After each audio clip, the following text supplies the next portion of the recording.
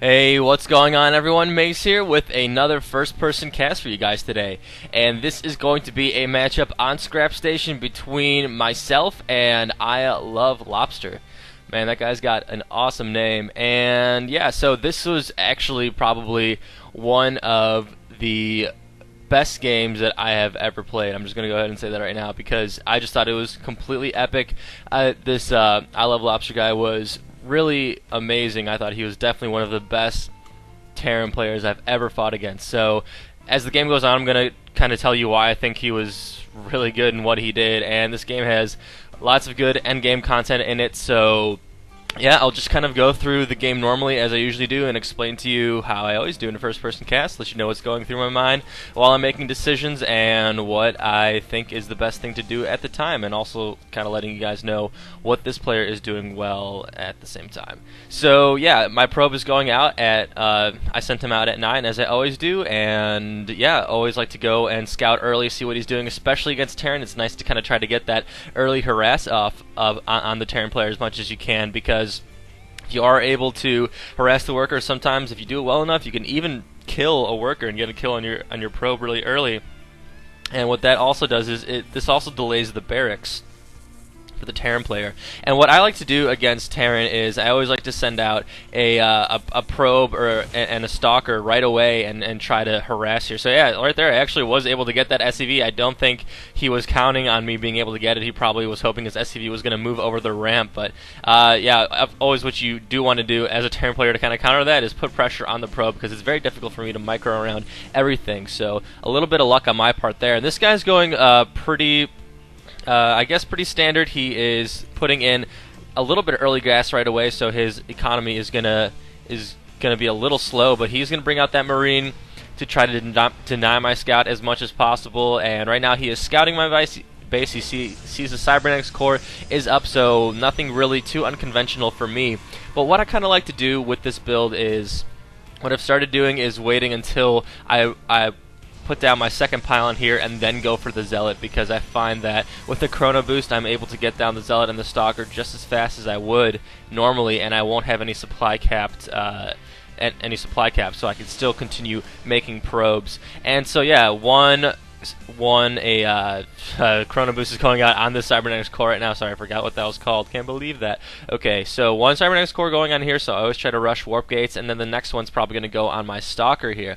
So this guy has a Marine, and he has done a good job here denying my probe the Xel'Naga Watchtower. I always try to move my probe out to the Watchtower so I can continue with that map control. But this guy doing a good job here keeping his Marine out, so denying me that map control that I like to have. And so he is going for a double barracks right now, so he's not going to be doing a 1-1-1, which luckily for him is good, because I actually love when Terran players go 1-1-1, because what's nice is that, or Destiny Cloudfist build, as I've heard Husky call it, I think he was upset with the fact that the name was kind of lame, so he just came up with something that was supremely epic. So yeah, now I'm going out with the Zealot and my Stalker kind of back there. I didn't expect to see that Marauder, and he doesn't have Concussive Shell, so I'm going to be able to back off for now and be safe. And he now sees my Stalker, and that's why he decides to run away. So good response by this player.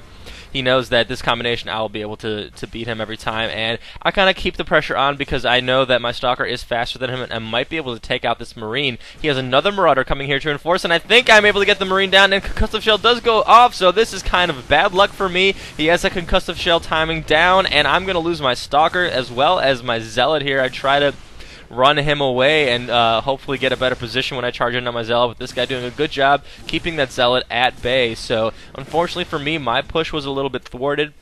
He does have this triple barracks, so he definitely has the right counter against me right now, because when Terran do go Destiny Cloudfist, I can sometimes even just break through their defenses with my Stalker and tank with my Zealot a little bit.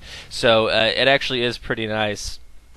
I think I have shown that on some of my videos before. So yeah, this guy does have a really strong ground build right here. The 3 barracks, always very good for Terran, even with the reactor to pump out some more Marines. So as a Protoss player, it's really crucial for you to be able to learn how to defend against this. Unfortunately for me, I have lost my initial Zealot and Stalker, which I don't do very often, but he was able to get that Concussive Shell on me. So Yeah, that's why I like these warp gates, because now I have 4 gates up and all warp gates ready, so in case he does push out with this force, I will be able to defend against it and have this home base advantage right here, which allows me to warp in some more units. So looking at the food right now, I think he has a little bit more harvesters than me, so we pretty much have an almost completely equal army here. I think he might be a little bit up, but he decides not to move out. I think he was worried about being overrun himself, so good, cautious Terran player right here, not willing to get trapped, because luckily for me, I have been able to defend against these pushes pretty well. And he is starting to move out. He might be able to get my Stalker, but I think he is going to be moving back because he doesn't want to get trapped here. He may have actually been able to take me, but of course with those warp gates I would always be able to resupply and take out the rest of his force here. And the next thing I like to do is go for this Twilight Council and start prepping for Templar Archives as much as possible. So, kind of what I like to think about this is that the most difficult part for a Protest player against a Terran is how to deal with a 3 racks push like this, because it's really tough to do it without Psystorm. So that's why I kind of rush these warp gates, so that I will be able to maybe get sentries if I need to, and kind of support my defensive side. So here he comes. He's got Stimpack, and he has really good positioning on here, good control with those Marauders, able to pick off a couple of units, and now Stim is finally down, so I'm going to be able to charge in with my Zealots, do a little bit more damage, and let's see how much I'm going to be able to equalize on here. I don't really think I'm going to be able to take out this force. Stim going down again, 3 Stalkers versus 3 Marauders, so he's going to be able to win, and 2 Marauders left for this guy, so he did a great job there using the dust. My last Stalker wasn't able to get any damage on him even, and so this is why I have this Templar Archives, because by the time he attacks again with this blob, I'm going to be able to have some storms ready for him. So even if he did push out right now with this patrol here, I probably would be able to take it, you know, with these 2 Zealots, with these 2 Stalkers, with these 2 High Templar,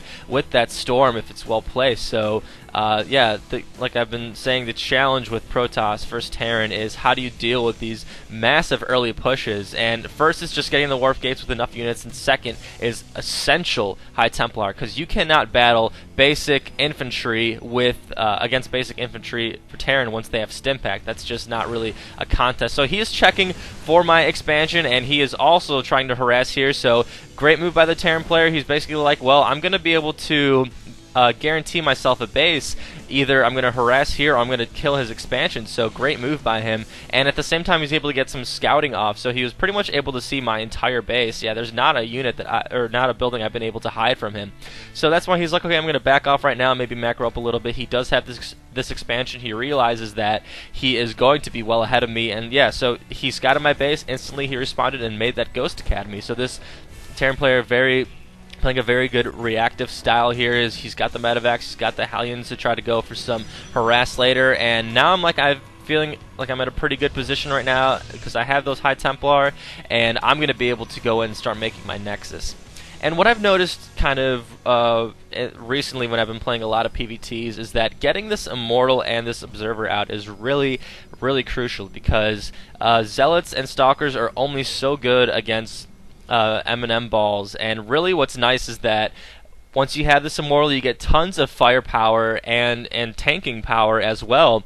So you're going to have a little bit more lasting force while your High Templar are doing storms and feedbacks and stuff like that on Ghost and Medivacs. So and what's good about this Observer is that I can continually scout and see what's happening. This guy even has his missile turret here. He is preparing for the Observer, so very solid Terran player. Like I said, there really isn't much on his game that I could see wrong with. He has those ghosts already. He has a good M&M ball. He's starting to make this Medivacs. He's already well ahead saturated over me, and I'm going to be able to scout that out, so I'm going to see that he has a base up and running already, and I am just starting to get my Nexus out. I don't have anything saturated yet, but I have prepared a little bit. I have a little bit more probes than I need to. And yeah, just looking at the production, I have the Kaidarian Amulet, which is absolutely essential as well.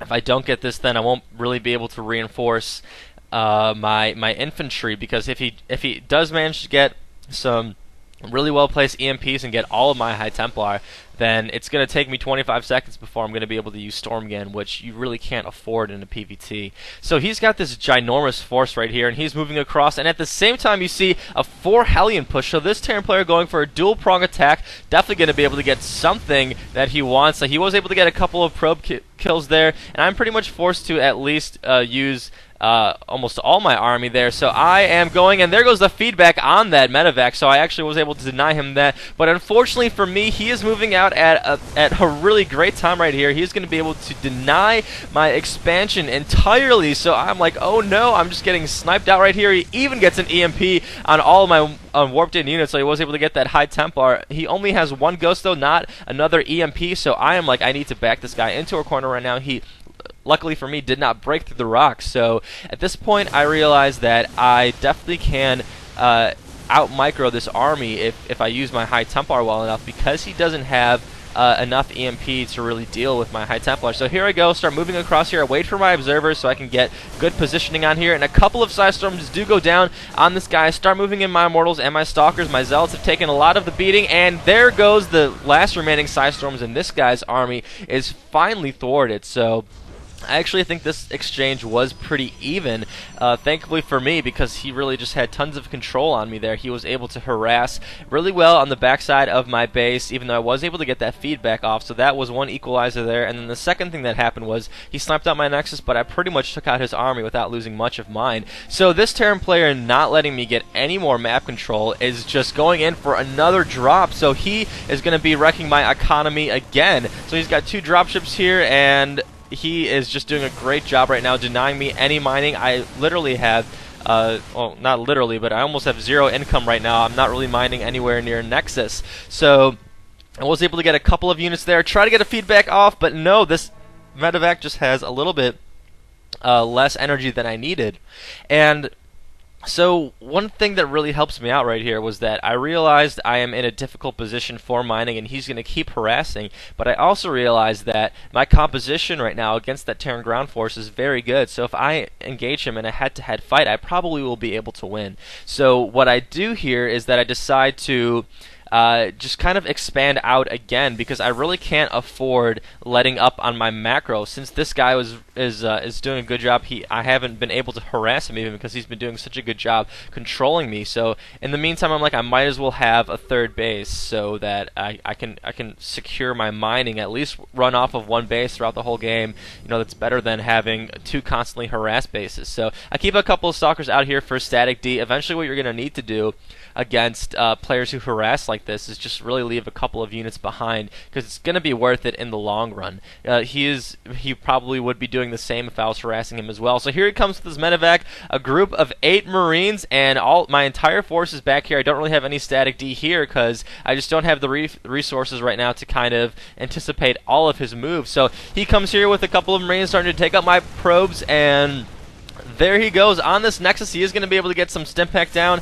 and I don't want to leave this base because I feel like he's going to move out with the rest of his force, and I try to warp in some units here to try to deal with it, but I just really don't have enough resources. My Stalker's coming from behind my base, and a High Templar coming there as well, but I am probably going to lose this Nexus, and oh no, looks like I am so close, and there goes my Nexus. So my natural expansion is down once more. This Terran player is just doing an amazing job of harassing me. I really didn't want to move up here with the rest of my force because I didn't want to lose 2 bases and let him secure a win, but you know, that's just kind of how it is. I had to try to decide what the best decision was at the time, and unfortunately for me, I just didn't have enough resources to warp in units fast enough and secure that pylon. But luckily for me, I do have this mining expansion, so I really am not losing that much mining from my natural. I really just have lost the actual Nexus itself, but I am able to keep this building alive, so that is good. And he is just securing his position right now, taking on another safe expansion right here behind the rocks. He's got his sentry towers, so